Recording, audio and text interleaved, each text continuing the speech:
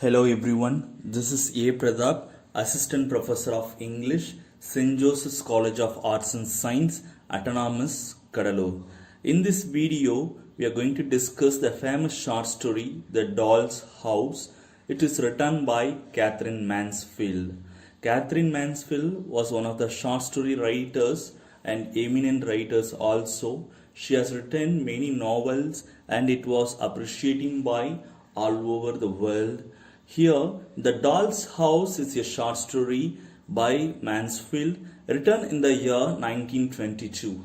The story reveals the extent to which class consciousness has wreaked havoc in the social setup, so much so that the other children are discouraged from talking to the children from the lowest of the social classes.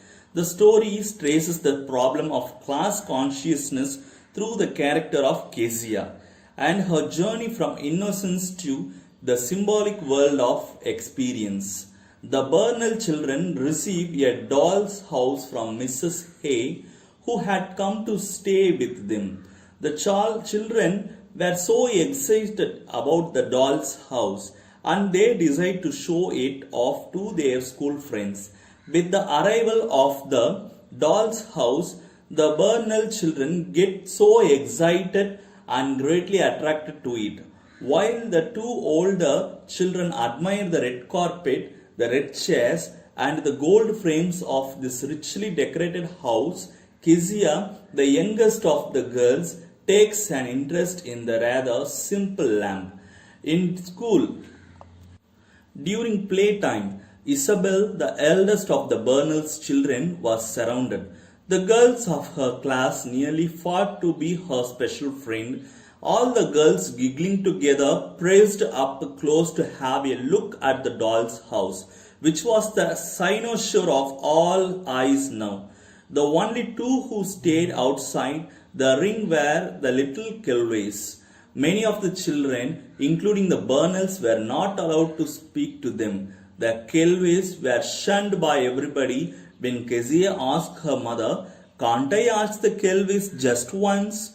To which the response is, "Certainly not, Kezia." The fact that even the teacher had a special voice for them and a special smile for other children speaks to the discreet ways in which class consciousness is practiced even by the teachers themselves is maintaining the social hierarchy. Kezia took a great liking for the undecorated lamp, while the others seemed to be interested in the gaudy decorations that adorned the house. For Kezia, the lamp was perfect. It was so real. When Isabel, the bossy eldest sister, went on describing the various features of the doll's house, Kezia broke in and said, "You have forgotten the lamp, Isabel, the lamp's best of all," cried Kezia. But nobody paid attention. The lamp here symbolizes the working class. These lamps are the sacrificial lights in the altar of the wealthy capitalist.